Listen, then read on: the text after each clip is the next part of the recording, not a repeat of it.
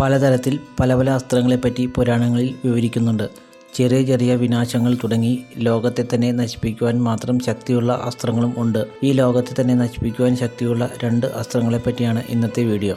ബ്രഹ്മാവ് ഈ പ്രപഞ്ചത്തിൻ്റെ സൃഷ്ടാവും മഹാവിഷ്ണു പരിപാലകനും മഹാദേവൻ സംഹാരകനുമാണ്.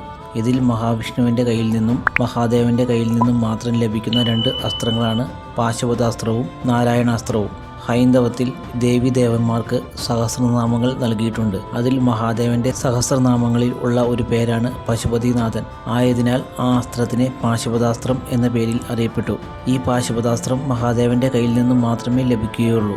അതേപോലെ തന്നെ നാരായണാസ്ത്രം നേടണം എങ്കിൽ മഹാവിഷ്ണുവിൻ്റെ കയ്യിൽ നിന്നും മാത്രമേ ലഭിക്കുകയുള്ളൂ. ഈ 2 അസ്ത്രങ്ങൾക്കും ഉള്ള പൊതുവായ സാമ്യം, ഈ അസ്ത്രങ്ങൾ ആരാണോ നേടുവാൻ ആഗ്രഹിക്കുന്നത് അവർ അഗ്നിപരീക്ഷയ്ക്ക് മുകളിൽ ഉള്ള പരീക്ഷണത്തെ നേരിടേണ്ടി വരും. പാശുപതാസ്ത്രത്തിൻ്റെ പ്രത്യേകത എന്തെന്നാൽ ഇത് ഏത് സേനയ്ക്ക് മേലെയാണോ പ്രയോഗിക്കുന്നത് അതേപോലുള്ള, എന്നാൽ ആ സേനയേക്കാൾ ശക്തമായ ഒരു സേന അവിടെ പ്രത്യക്ഷമായി സർവനാശം വിതയ്ക്കും. അതായത് അസുരസേനയ്ക്ക് നേരെയാണ് ഇത് പ്രയോഗിക്കുന്നത് എങ്കിൽ ആ സേനയിൽ ഉള്ള അസുരന്മാരെക്കാൾ വലിയ അസുരസേന പ്രത്യക്ഷമായി ആ സേനയെ ഛിന്നഭിന്നമാക്കും. കന്ദപുരാണത്തിൽ ശൂരപത്മൻ മുരുകന്റെ സൈന്യത്തിനു നേരെ പാശുപതാസ്ത്രം പ്രയോഗിക്കുന്നു. മുരുകന്റെ സൈന്യത്തെ പാശുപതാസ്ത്രത്തിൽ നിന്നും വന്ന സൈന്യം നശിപ്പിച്ചുകൊണ്ടിരിക്കുന്ന സമയം മുരുകൻ തന്റെ പാശുപതാസ്ത്രത്താൽ ആ പ്രശ്നം പരിഹരിക്കുന്നു. മഹാഭാരതത്തിൽ അർജുനൻ ഹിരണ്യപുരം എന്ന അസുരന്മാരുടെ നഗരത്തിനു മീതെ പാശുപതാസ്ത്രത്തെ പ്രയോഗിക്കുന്നു. അവിടെയുള്ള സർവ്വ അസുരന്മാരെയും പാശുപതാസ്ത്രത്തിൽ നിന്നും പ്രത്യക്ഷമായ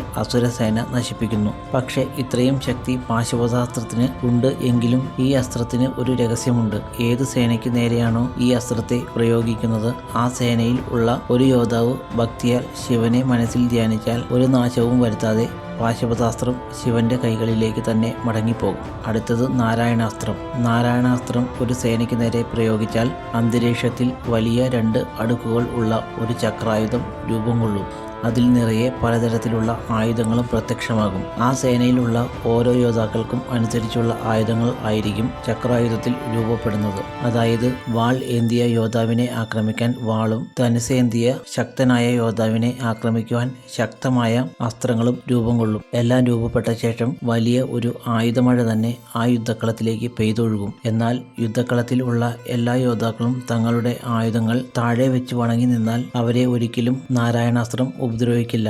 ആയുധം ഉപേക്ഷിച്ചു, എന്നാൽ മനസ്സിൽ അവർക്ക് എതിർക്കണം എന്ന ചിന്ത ഉണ്ടായാൽ ഈ പ്രപഞ്ചത്തിൽ ഏത് കോണിൽ പോയി ഒളിച്ചാലും നാരായണാസ്ത്രത്തിൽ നിന്നും അവരെ രക്ഷിക്കുവാൻ ആർക്കും തന്നെ സാധിക്കുകയില്ല. ഈ ഒരു വീഡിയോ നിങ്ങൾക്ക് ഇഷ്ടമായെങ്കിൽ ലൈക്ക് ചെയ്യുക, ചാനൽ സബ്സ്ക്രൈബ് ചെയ്യുക. എല്ലാവർക്കും നന്ദി.